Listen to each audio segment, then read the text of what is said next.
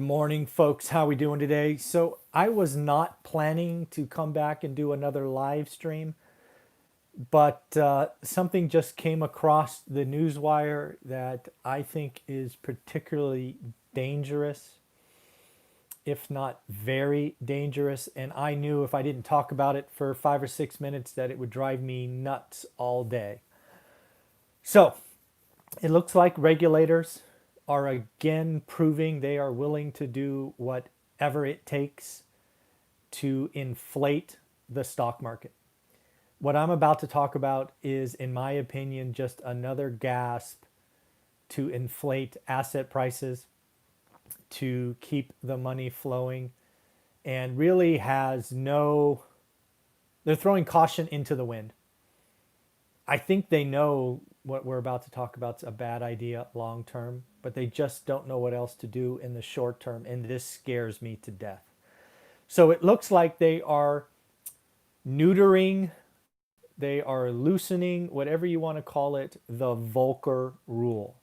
So if you don't know what the Volcker rule is, I suggest you look it up. I'll give you my brief take on it, and then we'll talk about what they're doing.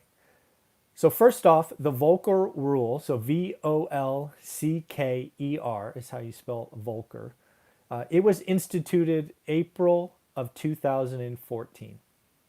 It was one of the things implemented after the last crisis to protect you and I. This rule was put in place specifically for FDIC insured money banks, right? Think deposit banks like Wells Fargo, Bank of America, so on and so forth. And it limited or restricted these depository banks, FDIC insured, which again, you and I should care about, from investing in certain hedge funds, private equity. Frankly, it eliminated proprietary trading, which again, why would they do that? Well, proprietary trading works and it's a great algorithm and blah, blah, blah until there's a flash crash. And then, oh, by the way, our money is at risk. It prevented ownership stakes from being in private equity and hedge funds. Well, again, private equity and hedge funds are great until they're not. And it eliminated sponsorship of private equity and hedge funds. It also established reserves if you were going to do some kind of derivative trading. So you always had the cash to pay if you were wrong. Well, just here in the last 90 minutes, the regulators have thrown up their hands and reduced the restrictions behind the rule, which basically takes reserves that these banks have set aside so they can use it for other trading activities. This is not good news. Just today they're supposed to announce the bank's stress tests. And part of the reason that many of the banks will be okay is because they have these freaking reserves. The only thing I could think of is the regulators are going, what else can we do to prop up asset prices, to keep this train going? This is not good. To me, this screams desperation.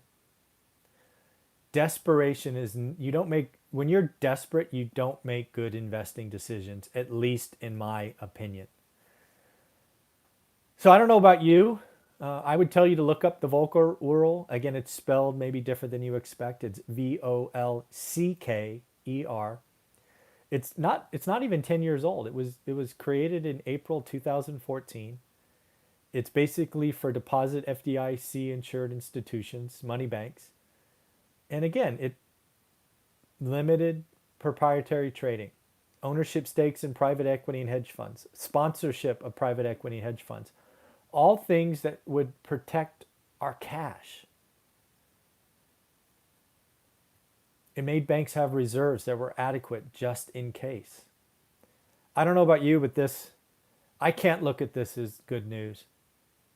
This screams desperation. This, when I read this, I thought it was fake news. It shook me that bad. So I don't know. Let me know what you think. I don't know. It's possible I'm reading this wrong. So if you read it differently, let me know. But this is probably going to bug me all morning.